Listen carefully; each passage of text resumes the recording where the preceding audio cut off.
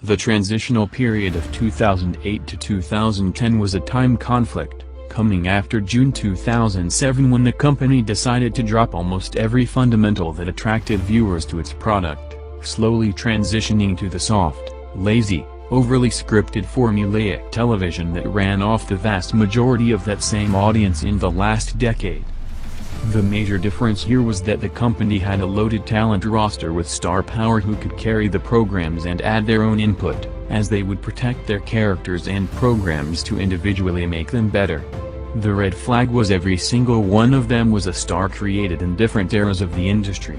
We're looking at the biggest moments and matches that affected the period chronologically. All the game changers and biggest draws, as this was the last era where full-time performers were able to make an individual drawing difference. In January 2008, Jeff Hardy, who connected to the audience with natural charisma, was ready to take the main event step. Coming 6 days after jumping off the Raw set, giving his match with Orton an hype boost, Royal Rumble 08, which was a big show coming from Madison Square Garden, showed an increase in buys that was attributed in part to the Hardy vs Orton match. That was Hardy's first stamp, as a year later, after feuds with Triple H, Edge, and Matt Hardy at one point was also the highest merchandise seller in the business, competing with the more promoted DX and Cena. The last few months of his biggest singles run were spent in an attempt to carry CM Punk up to his level. Punk, who was booed as a babyface earlier in the year and was struggling to get over, was positioned to get heat as a heel by presenting Hardy's real-life problems with drugs and alcohol. Hardy's attempt ultimately failed as Punk went back to dead crowds in the mid-card. In the summer of 2009, while already giving the company notice due to the road schedule burnout, it was reported that Vince McMahon tried to convince Hardy to stay with a part-time deal only usually offered to stars the status of Taker and Michaels. In February, after the highly successful Trump program the year before, Vince and Shane brought in Floyd Mayweather for a match with the returning Big Show for WrestleMania 24. Floyd, in his then New Money character, was starting to establish himself as the biggest draw in combat sports after drawing a record number for a match with De La Hoya in May 2007. While the casting was off, as there was no way Floyd could be a babyface in his new image against a respected veteran like Paul White, the visual difference between them made for great promotion and got big mainstream coverage. Show vs. Floyd at WrestleMania ended up drawing over 1 million buys, the highest pay-per-view of the time period. Ric Flair's retirement match with Shawn Michaels and the segment the following night on Raw was up there with any moment in the era. The retirement segment to close the March 31st Raw was also the highest-rated segment of the year with a 4.7 rating. A day before WrestleMania on March 29, the Hall of Fame class of 2008, headlined by Ric Flair, featured the live return of Dwayne Johnson to WWE television for the first time since August 2004, to induct his father and grandfather. It marked the first time Rock appeared from the building since the company let his previous contract expire in early 2005, a suspicious mistake that led to him retiring early when he had plans for Mega Dream matches with Randy Savage and Sting. Rock put on nearly 40 minutes of performance masterclass, establishing the fact that even with him out of the game for 4 years, he's still in a league of his own. The Hall of Fame 2008 TV broadcast drew its highest rating in history with over 3 million viewers. With ratings falling, Vince came up with a marketing campaign called McMahon's $1 Million Mania, a legit money giveaway competition which eventually ended in a major angle on the draft episode on June 23 with the Raw set collapsing on Vince. Unlike the last year with the limousine explosion, which was supposed to lead to a big storyline follow-up, that seemed like an angle to write Vince off TV, SummerSlam 2008 was promoted mainly on 2 matches, Batista vs Cena from Raw, Undertaker vs Edge from SmackDown. Edge and Taker was the final payoff of a program that started in May 2007 and continued with a series of great matches in 2008, including the WrestleMania main event and a TLC match with Hell in a Cell as the final chapter. The match also signaled the change of direction that was slowly happening in the product to shift towards a more family-friendly program, as there was no blood in a match that seemed like a perfect fit for it. While Taker and Edge put on a great match despite it, that direction along with the Gimmick pay-per-views eventually ended up killing the concept of Gimmick matches and Hell in a Cell in particular, as all the visual brutality that made it special was gone.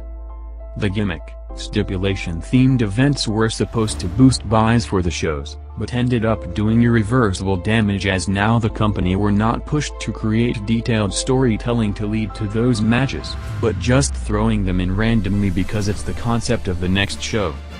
Batista vs Cena was built as a match of an era, the two biggest stars the company produced in the last few years in a first-time ever match with Dave going over. A rematch was rumored to happen at WrestleMania 25 but was delayed a year with Dave out with injury. Batista turned heel in 2009 and had one of the most entertaining runs of the era, with him having more creative freedom knowing that he's about to leave in a few months anyway. John Cena himself was out after the match for neck surgery. He returned straight to a main event title match against Chris Jericho at Survivor Series in his hometown of Boston. Both SummerSlam and Survivor Series 2008 declined from the 2007 shows, dropping around 100,000 buys between them. As mentioned earlier, top-name performers who had enough power and creative input contributed to their programs. The prime example was probably Shawn Michaels and Chris Jericho, who had one of the best programs of the time, starting around April 8th and continuing through October. Both reportedly were very involved in the direction of the feud, which made it better. In a big surprise, longtime producer Bruce Prichard was fired in December 2008 after over 20 years in the company. Prichard, who worked in several high-profile roles, was allegedly fired for bringing a gun to work, along with creative differences with the company.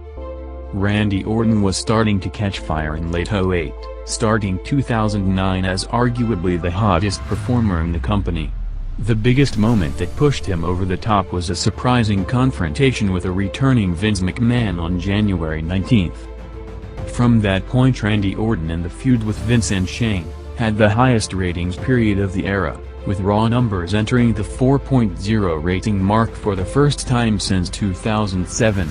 Orton's segments with Vince, Shane, Taker, Triple H etc. were drawing some of the highest viewership numbers in years. It seemed like WWE had a potential business game-changer in the making.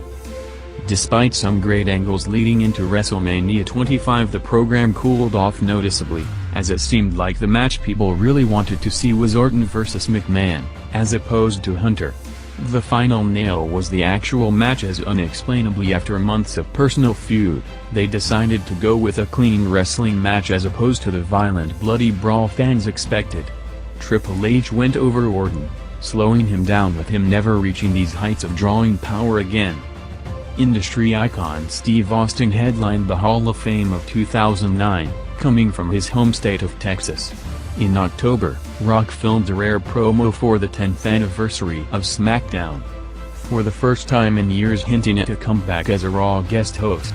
Well, I don't think this was an NBA problem, quite frankly. From my understanding from their organization, this schedule has been known for a long time. The NBA, as well as my personal point of view, is that the screw-up here is with Stan Kroenke's inept organization. In one of the most high-profile stories, WWE booked the Pepsi Center in Denver for a live Raw show on May 25. According to Vince and Shane McMahon, the agreement was reached in August 2008 and officially signed as late as April 2009. The problem was that the Pepsi Center was the home building for the Denver Nuggets, who qualified for the NBA Western Conference Finals, with a game against the Kobe Bryant-led LA Lakers scheduled for the same May 25 date, forcing Raw to eventually move to the Staples Center on short notice. Vince McMahon went on ESPN and completely buried Denver owner Stan Kroenke, rightfully saying that he didn't believe his own team could reach that stage of the NBA playoffs, and booked another event. At one point, Vince even claimed that they're driving to Denver even if they have to produce the show in the parking lot. McMahon continued to unleash on Kroenke in a series of interviews that got the company big media coverage and didn't stop there. On the Raw broadcast, a Kroenke imposter showed up for a segment with Vince, ending with Vince cutting a promo on him and laying him out. The show also included a special 5-on-5 tag match where the team representing the Lakers dominated the Nuggets. Quite frankly, it's my view that Stan Kroenke should be arrested. Should be arrested for impersonating a good businessman. With the shift to a PG product now in full effect, WWE started a weekly guest host attraction in an attempt to draw more casual viewers. The concept had some success as Raw's average rating in 2009 increased, which the weekly outside names contributed to in part. The biggest success was now US President Donald Trump. Trump came back to WWE in mid-2009, in a storyline of him announcing that he brought the company from Vince McMahon. The scripted stunt actually had significant real-life consequences, as WWE's stock dropped with investors thinking that the company is in chaos based on the on-screen storyline. WWE then immediately sent a press release clarifying the situation. The original publicity stunt was leading to Trump buying the company and giving the fans an unprecedented commercial-free episode of Raw, as opposed to former boss McMahon, who was only interested in taking as much money as possible from ad revenue. The Trump-led commercial-free Raw on June 22, 2009, was a shocking success, as Raw drew a massive 4.5 rating. The combined highest rating in over 6 years, peaking with around 8 million viewers. Despite the initial boost that masked it, the problems were clear as the WWE product was now falling to a soft formulaic weekly structure that was going to drive off viewers in years to come. Creative got lazy, storylines were becoming a rarity, and the product was living off star power created in the past.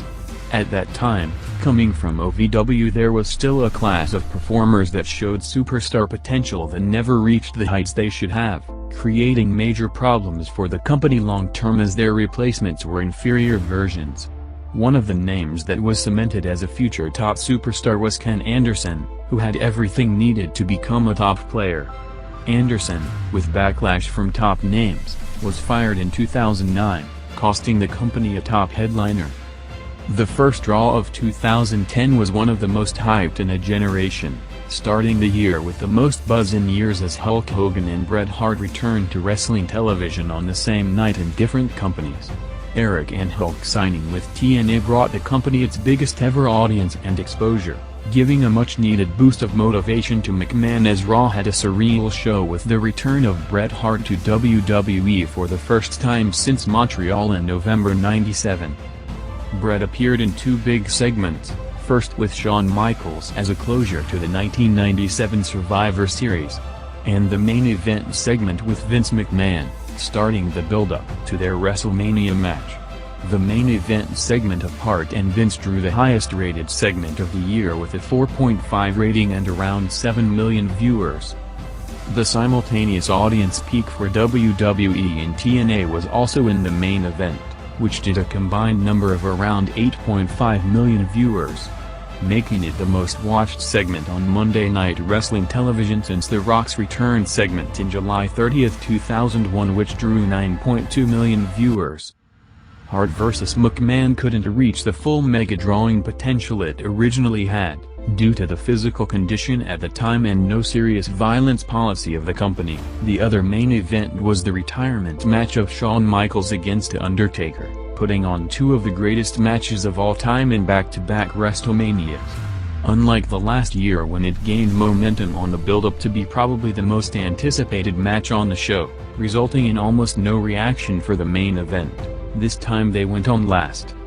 Michaels had an almost yearly rumored retirement, but he was still performing on such a high level that nobody believed him.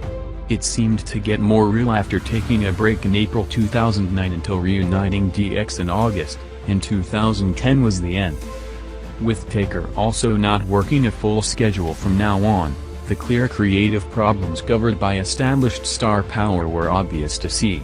The company in the one-year period lost Michaels, Taker, Edge, Jericho, Batista, and Triple H from the full-time roster, along with the now exposed direction of the product leading to major drops in almost every aspect of business. WWE tried something different in the summer of 2010, putting together a group of largely unknown NXT talent that attacked main roster performers. The group, called the Nexus, made an impactful debut that led to a SummerSlam main event between their group and a WWE group.